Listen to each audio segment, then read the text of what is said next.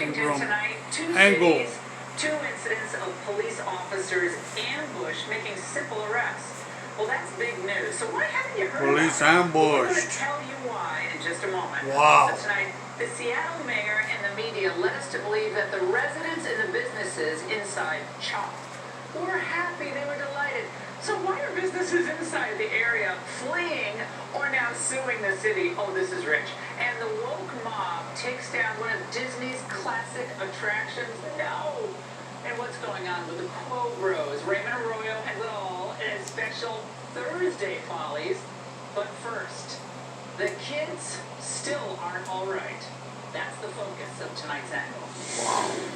These children with kite strings that lift our national ambitions aloft, and how we treat them is the measure of what kind of decency and honor we have as a society. We also want that future to be better for our children. So this is all about the children. For decades, Democrats have tried to convince women that they care more about them and the children than Republicans care. Well, it's always been a lame campaign tactic, and it's always pegged to these tedious cliches and to their support for things like abortion and food stamps. Meanwhile, Republicans think women value things like, prosperity, a good job, and safe streets. But that's not all. Mothers and fathers, of course, also greatly value education.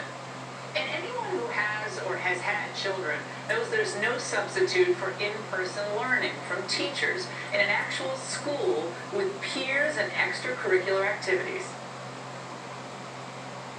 All of my kids in my classroom are all laughing, and there's talking, and there's movement and busyness, and I've gone from that to a totally different thing where I'm an IT person looking at a screen all day. We're certainly concerned about everyone's safety. That's paramount. But there's essential businesses that have to get work done, and we think educating our kids is essential. Thus, after 3.5 months of distance learning, don't you hate that phrase? For millions of American students, exhausted parents coast to coast, and especially mothers, are really anxious about what the fall will bring for their children and themselves. As moms who work outside the home are beginning to head back into the office, they need to know that their sons and daughters will be heading back to school Monday through Friday. Like they did in the PC era, pre-COVID. Yet just yesterday in Fairfax County, Virginia, one of the most affluent suburbs of Washington, D.C., the Democrat-controlled school district made the shocking announcement that it's not going to be fully reopening in the fall. Instead, families are given two options: enrolling their kids in 100% online classes 4 days per week, or in-person classes for just 2 days a week. Now, with the latter option, kids will have to remain 6 feet apart at all times, daily health screenings, and regular hand washing and sanitizing. Now, it's similar to a plan being put forward by the neighboring Loudoun County, Virginia, another wealthy county controlled by Democrats. We have a lot of those in the D.C. area. I wonder why. Now, that was just a few days ago. Now, parents in both counties are rightfully outraged. One parent telling a local ABC station, "I also have seen the repercussions at home, where they were distancing. I saw depression. I saw them lose interest in life. And I can't sit by and watch that happen again." Well, she's right. We can't let this happen again. We know the heavy toll this is taking on children's mental health. A lot of them are committing suicide. Are at very, very low risk of any serious consequences of this disease. Keeping kids out of school is causing enormous harm to them. We know from studies now out of China that depression rates in kids who've been locked down are up 20 to 30%. We know that children from low-income families in particular who are being homeschooled, if we're waiting for children to be immunized before they go back to school, we could be looking at 2, 3, 4 years. That's an eternity. Now, of course, living in this area, we're used to mistakes by left-wing out-of-touch elites who don't fully appreciate the real-world consequences of their actions. But it would be terrible, a terrible shame, if these two counties set an example for the rest of America. Now, I'm sure the folks in Fairfax County will claim they're only doing these extreme measures because of the virus for public health. But that's just absurd. There is no science that supports keeping kids, especially those in the younger grades, away from the classroom. NPR reported yesterday that throughout the pandemic, both the YMCA and the New York City Education Department kept child care centers open for the children of frontline workers. They collectively took care of tens of thousands of kids for months. So guess how many COVID outbreaks were linked to their staying open? 0. Yep. Furthermore, a survey by Brown University economist Emily Oster found that just 0.16% of the 20,000 children at 916 care centers across the country were COVID positive. 0.16. The evidence for reopening our schools is overwhelming. Elliot Haskell, an education policy expert with the Robbins Foundation, saying there are almost no recorded cases of child-to-adult transmission of COVID-19. It's not a zero risk, but we're acting with a March 2020 understanding of COVID-19 and not with a June 2020 understanding of COVID-19 in kids. Democrats usually love citing Europe's approach to things, right? So let's see how the Europeans are handling this decision. Well, European countries that had far higher COVID death rates than we did, such as France and Belgium, have already sent students back to school. Italy and Spain are reopening schools in September. They're gonna be smarter than American kids. No significant outbreaks in these countries have been reported due to school attendance. Now, unfortunately, Fairfax County isn't listening. The student body in Fairfax happens to be one of the most diverse in America. Nearly 26% Hispanic, 8% African American, 23% Asian, and 38% white. Thousands of these parents are essential workers. Others live paycheck to paycheck. There are others who are really wealthy, of course. But what are the people who are less advantaged supposed to do here? How is that going to work? Are women, the people that Democrats care so much about, are they going to have to quit their jobs to homeschool their kids? How can Governor Ralph Northam countenance this? And how much are the teachers' unions driving this decision? Are these decisions at all influenced by politics? The answer to the last two questions is likely a lot. Yes. Keep the chaos going through the fall in the streets and in the homes. To the election It'll be terrible time. for the larger economy, terrible for the unemployment numbers, and god-awful for students. Not a good situation for any incumbent president. Now, politics has already poisoned the school curricula across America. Propaganda from the radical and reckless 1619 Project already seeping into history classes. We talked about that last week. A sensible school choice initiatives, they're blocked by Democrats. They trap poor minority kids in underperforming schools. But politics should never affect whether schools open for regular classes. In the coming days keep and politics weeks, out. school districts across America will be announcing their decisions on schedules and classroom learning. Mothers and fathers should make their voices heard on this loud and clear. Our kids need to be back in school, period. Widespread closures will have terrible long-term consequences for our children and will do little, if anything, to stop COVID-19.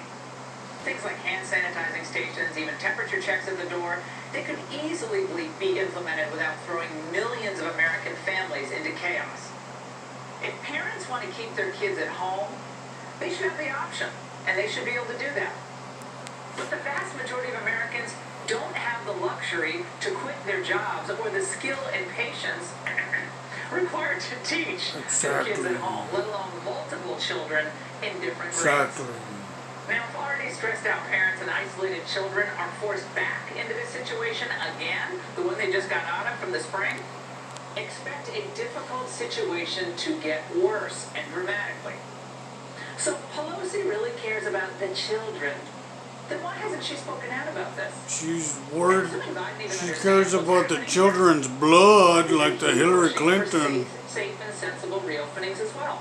Probably drink the Remember, children's this blood is when no time one's for liberals looking. to press their advantage, to experiment in terms of how much they can push you, how much you'll take, how radically they can change the old normal to prepare you for their new normal. So it's up to us to conserve and preserve what we know works. Students in class, learning and growing, that's what works. And that's the angle. Joining me now is John Schilling, president of the American Federation for Children. John, it's great to see you tonight.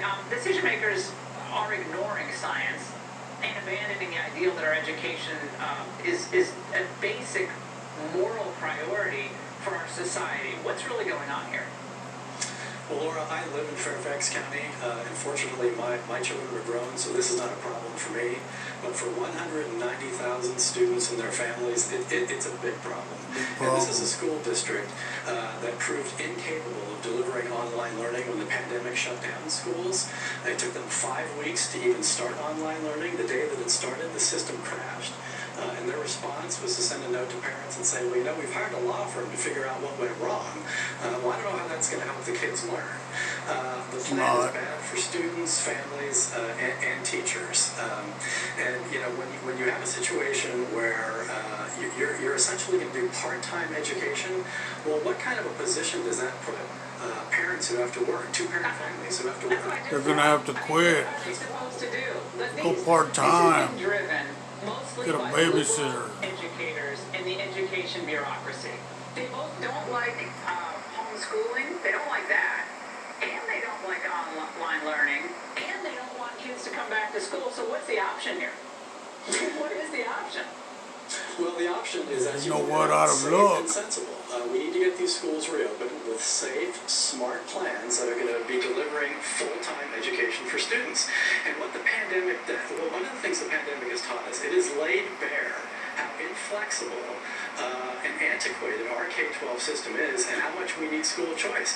We need to have parents who have maximum flexibility so that they can make the right choice to ensure that their children are going to get a good education. Exactly. Virtual learning looks out. Need more options. Politics should never enter into the equation, but you know it does. The NEA, the American Federation of Teachers. Virtual learning, though, John, is hurting low-income and minority students. 15% of households with school-aged children and 35% of households with income lower than $30,000 have no internet access. 1 in 5 teens say they're unable to complete homework because they lack an internet or computer. 25% of black teens, 17% of Hispanics don't have the resources to keep up with virtual learning. So these lockdowns, mostly being advocated by liberals, are further damaging the education of those who are less privileged in our society, correct? No question about it. And this is why we've got to have safe and responsible ways to open up schools. As you pointed out, I think it's up to 30% of lower-income families that do not have internet access in their home. Now, there are some smart schools, a lot of charter schools, a lot of private schools. Well, they don't want those. Well, some of us do, and they did a great job. They were nimble and smart. Friendship Charter Schools right here in Washington, D.C., 16 schools, almost all of their kids are lower income and minority. Within 1 week, all of the kids who needed Chromebooks and hotspots, they got them. They had education plans.